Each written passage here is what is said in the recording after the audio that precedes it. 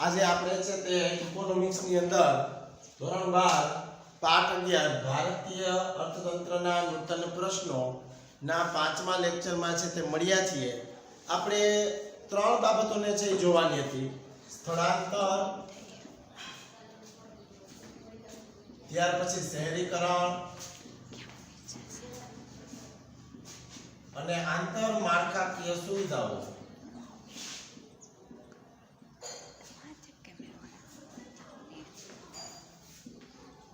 આ ત્રણ બાબતની અંદર આપણે સ્થળાંતર વિશે છે તે વાત કરતા હતા। સ્થળાંતરની વ્યાખ્યા વિશે છે તે વાત કરી હતી આપણે। ત્યાર પછી સ્થળાંતરના પ્રકારો વિશે વાત કરી હતી કે કેવા પ્રકારના છે સ્થળાંતરના પ્રકારો હોય, અને ત્યાર પછી આપણે સ્થળાંતરની અસરો વિશે વાત કરી હતી। તો સ્થળાંતરની અસરો છે બે પ્રકારની છે વિદ્યાર્થી મિત્રો। સ્થળાંતરની અસર એમાં એક આવે હકારાત્મક અને બીજું નકારાત્મક। એમાં આપણે હકારાત્મક સ્થળાંતર વિશે પણ છે એ ચર્ચા કરી લીધી વિદ્યાર્થી મિત્રો। એની અંદર આપણે જોયું કે આવકમાં વૃદ્ધિ, દેશની ઝડપી આર્થિક વિકાસમાં ફાળો। આના વિશે આપણે કાલે ચર્ચા કરી હતી કે હકારાત્મક જે સ્થળાંતર છે એને બે બાબતનો છે સમાવેશ થાય છે। સ્થળાંતરનો મુખ્ય ઉદ્દેશ શું હોય છે વિદ્યાર્થી મિત્રો? મોટે ભાગે સ્થળાંતર શા માટે કરવું પડતું હોય? આપણે સ્થળાંતરના પ્રકારો વિશે વાત કરી હતી ને, એમાં જોયું તો આપણે કે કારણ આધારિત અને સ્થળ આધારિત સ્થળાંતરો। તો માણસ સ્થળાંતર શા માટે કરે, શા માટે બહારથી જાય છે? તો એનું મુખ્ય કારણ એવું હોય છે કે પોતાની આવકમાં છે એ વૃદ્ધિ થાય, પોતાના ગામડે રહેતા લોકોના જીવન ધોરણમાં સુધારો થાય, સારું જીવન છે એ જીવી શકે, એના માટે વધુ પૈસાની છે જરૂર પડે, આવકમાં વૃદ્ધિ થાય। સૌપ્રથમ ત્રણ બાબતની આપણે છે વાત કરી હતી, કૃષિ, ઉદ્યોગ અને સેવા। આપણે ખબર છે કે વધારે પ્રમાણમાં જો કૃષિમાં છે રોકાણ થશે તો એને કારણે વધુ છે એ મૂડી મળશે, વધુ મૂડી આવશે તો એને કારણે વધુ ઉદ્યોગ ધંધાઓ ખીલશે, અને વાહન વ્યવહાર જેવી સેવાઓ છે એમાં પણ છે વધારે ઉપયોગી બની શકશે। આ આવકમાં છે વૃદ્ધિની વાત કરી। દેશના ઝડપી આર્થિક વિકાસમાં ફાળો, જ્યારે દેશની વસ્તી અન્ય દેશોમાં સ્થળાંતર કરતી હોય છે ત્યારે વસ્તીની કમાણીનો મોટો ભાગ છે એ વતનમાં વસતા કુટુંબીજનો પાસે છે એ મોકલવાનો હોય છે। આપને ખબર જ છે કે કોઈ વ્યક્તિ શહેરની અંદર નોકરી કરે છે પણ કે બધાય પૈસા ત્યાં નહીં વાપરી નાખે, પણ એ પૈસા પોતાના ગામડે રહેતા કુટુંબીજનોને છે એ મોકલશે, જેને કારણે છે એ પોતાનું ભરણ પોષણ છે એ પોતે કરી શકે છે। ઈસવીસન 1991ની નવી આર્થિક જે નીતિ છે સુધારાના પરિણામે છે સ્થળાંતરને વેગ મળવાથી દેશમાં વિદેશી ચલણનો પ્રવાહ છે સતત ને સતત વધતો ગયો હોવાથી ભારતનો આર્થિક વિકાસ કેવો બન્યો છે? ઝડપી બન્યો છે। આ હકારાત્મક વાત કરી। હવે વિદ્યાર્થી મિત્રો સ્થળાંતરની નકારાત્મક અસર પણ હોઈ શકે છે, તો આજે આપણે નકારાત્મક અસર વિશે છે તે વાત કરશું। ઉપરયુક્ત જેવી સ્થળાંતરની હકારાત્મક અસરો હતી એની સાથે સાથે સ્થળાંતરની નકારાત્મક અસરો પણ છે એટલી જ જોવા મળે છે। દાખલા તરીકે ગામડામાંથી અલ્પ શિક્ષિત અથવા અકુશળ, અલ્પ કૌશલ્ય ધરાવતા ગરીબ લોકો રોજગારી મેળવવા માટે શહેર તરફ ધકેલાય છે કે જેનામાં પૂરતું શિક્ષણ નથી, પોતાની આવડત નથી, કૌશલ્ય નથી, પોતે અલ્પ શિક્ષિત છે, અલ્પ કૌશલ્ય એટલે પોતાની છે કૌશલ્ય ધરાવતા નથી, એવા વ્યક્તિઓ છે એ જ્યારે શહેરની અંદર જાય છે તો એને વળતર મળે છે, પણ વળતર કેવું મળે છે? તો કે નીચું વળતર મળે છે। શ્રમ પ્રધાન વ્યવસાય સિવાય રોજગારીની ક્યાંય તકો હોતી નથી, એટલે એટલા માટેની કેટલીક છે એ નકારાત્મક અસર છે। એમાં પહેલું નકારાત્મક અસર છે અનિયંત્રિત શહેરીકરણ। આ નકારાત્મક અસરોનો પહેલો જ મુદ્દો છે, અનિયંત્રિત શહેરીકરણ। આ મુદ્દો પહેલો મુદ્દો છે।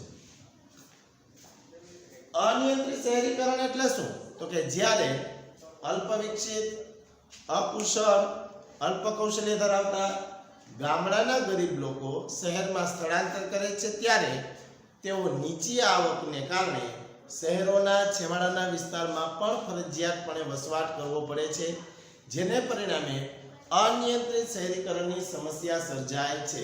દાખલા તરીકે આપણે આપણી જ વાત કરીએ કે કોઈ પણ તાલુકો હોય, કોઈ પણ સિટી હોય, તો એ ગામડા સાથે છે ભળી જવા ઈચ્છતું હોય કે બહાર છે તરત જ એને છે જ્યારે સિટીમાં રહેવા જાય તો એને તરત કઈ સિટીની અંદર મકાન નહીં મળે, પણ એને છેવાડાના વિસ્તારની અંદર છે એ જવું જોઈએ, છેવાડાના વિસ્તારની અંદર એને પોતે રહેવું પડશે.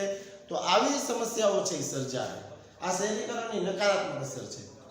ઝૂંપડપટ્ટી અને ગંદા વસવાટોમાં રહેવા સિવાય તેમની પાસે બીજો કોઈ વિકલ્પ ન હોવાથી શહેરોમાં ઝૂંપડપટ્ટીમાં અનિયંત્રિત વધારો થતો જોવા મળે છે.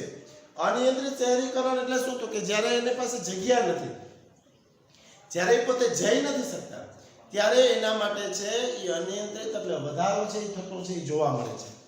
પછી આવે કે માળખાકીય સુવિધાઓનું અપૂરતું પ્રમાણ. બીજો મુદ્દો છે માળખાકીય સુવિધાનું અપૂરતું પ્રમાણ.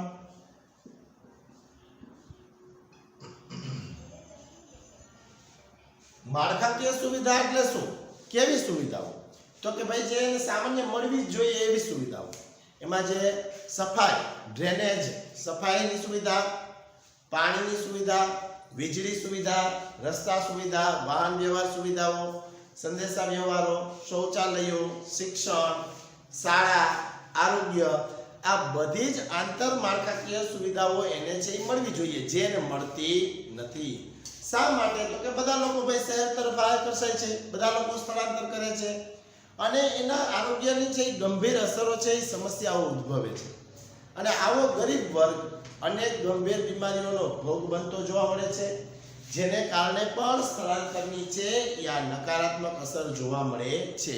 માળખાકીય સુવિધાઓનું અપૂરતું પ્રમાણ એ આ જ આવે કે રોટી, કપડાં અને મકાન.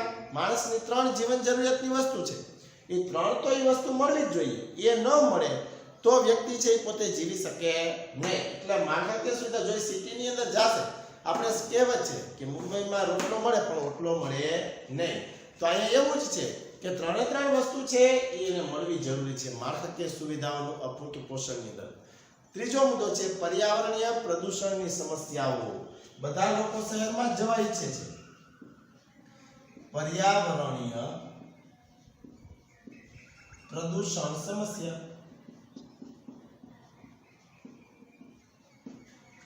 પર્યાવરણીય પ્રદૂષણ સમસ્યા સ્થળાંતરને કારણે ઝૂંપડપટ્ટી અને ગંદા વસવાટોનું જે સર્જન થાય છે, તેવી ઝૂંપડપટ્ટી અને ગંદા વસવાટોમાં શૌચાલય તેમજ સફાઈની એટલે ડ્રેનેજ અને સફાઈની અપૂરતી સવલતો એટલે સેવાઓ તેમજ કચરાના યોગ્ય નિકાલના અભાવને કારણે પર્યાવરણીય પ્રદૂષણની સમસ્યાઓ ગંભીર સ્વરૂપ છે એ ધારણ કરતી જોવા મળે છે. જેનું જ્વલંત ઉદાહરણ છે આપણે જોઈએ છીએ. આપણે કે અમદાવાદ, અંકલેશ્વર, સુરત, મુંબઈ, કોલકાતા, દિલ્હી, આ બધી જ જગ્યાએ છે એ ગંદા વસવાટને કારણે, ઝાઝી શહેરીને કારણે આ પર્યાવરણીય પ્રદૂષણ છે એ સમસ્યાઓ સર્જાતી જોવા મળે છે. અંકલેશ્વર અને અમદાવાદ, અંકલેશ્વરને ગુજરાતીમાં એક પાઠ આવે છે 10મામાં, એમાં અંકલેશ્વરનું બીજું નામ છે ગંદકેશ્વર. આવું નામ પણ છે કહેવામાં આવ્યું છે. શા માટે? તો કે ભાઈ પૂરતી પ્રમાણમાં એને જે સુવિધાઓ મળવી જોઈએ, પૂરતા પ્રમાણમાં જે કંઈ સફાઈ હોવી જોઈએ એ રહેતું નથી. ઓમ અંકલેશ્વર એટલે ઉદ્યોગનું એક ઘર કહી શકાય કે ઝાઝા બધા ઉદ્યોગો છે એ અંકલેશ્વરની અંદર આવેલા છે, છતાં પણ ત્યાં લોકો છે એ સફાઈની નામે છે મીંડું છે, કારણ કે ઝાઝી વસ્તી એટલું છે એ બગાડ વધારે. ઉપરયુક્ત શહેરોમાં જાહેર વાહન વ્યવહાર, અપૂરતી સેવાઓને કારણે વૈકલ્પિક વાહન વ્યવહારનો જે વિકાસ થયો છે, ખાસ કરીને અમદાવાદ જેવા મોટા શહેરોમાં કે જેણે હવાના પ્રદૂષણની ગંભીર સમસ્યાઓ ઊભી કરી છે. એ જ રીતે ઘોંઘાટ અને પાણીના પ્રદૂષણની પણ એક ગંભીર સમસ્યાઓ જોવા મળે છે. આપણે ખબર છે કે સામાન્ય પાણી એ તો જળ એ જીવન, એટલે પાણી છે બધાને મળવું જોઈએ. સમગ્ર સૃષ્ટિની અંદર પાણીની જરૂરિયાત ઊભી થાય તો આટલા બધા લોકો એકી સાથે શહેરની અંદર જશે, એકી સાથે સ્થળાંતર કરશે તો એને પાણીની કેટલી બધી જરૂર પડશે. એટલે મોટી સમસ્યા છે પાણીની અને ઘોંઘાટની. ઝાઝા લોકો ભેગા થશે એટલે ત્યાં અવશ્ય ઘોંઘાટ થશે ને થશે. ત્યાર પછી આવશે સામાજિક દૂષણ. આ પણ એક નકારાત્મક અસર જોવા મળે છે.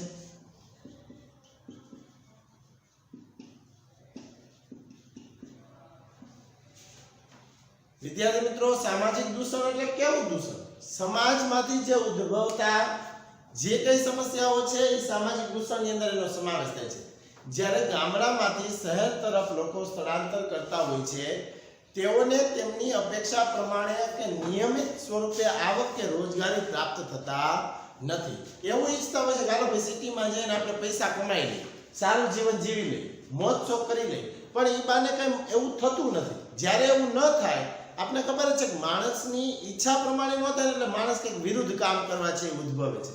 એટલે અહીંયા પણ એવું બને છે કે જે રોજગારી જે કાંઈ આવક માટે પોતે શહેરમાં ગયો હોય એવું નથી મળતું, એના પરિણામ સ્વરૂપે છે એ શું કરશે તો કે ભાઈ ચોરી કરશે, લૂંટફાટ કરશે, અસામાજિક કાર્યો કરશે. આના તરફથી આગળ વધશે.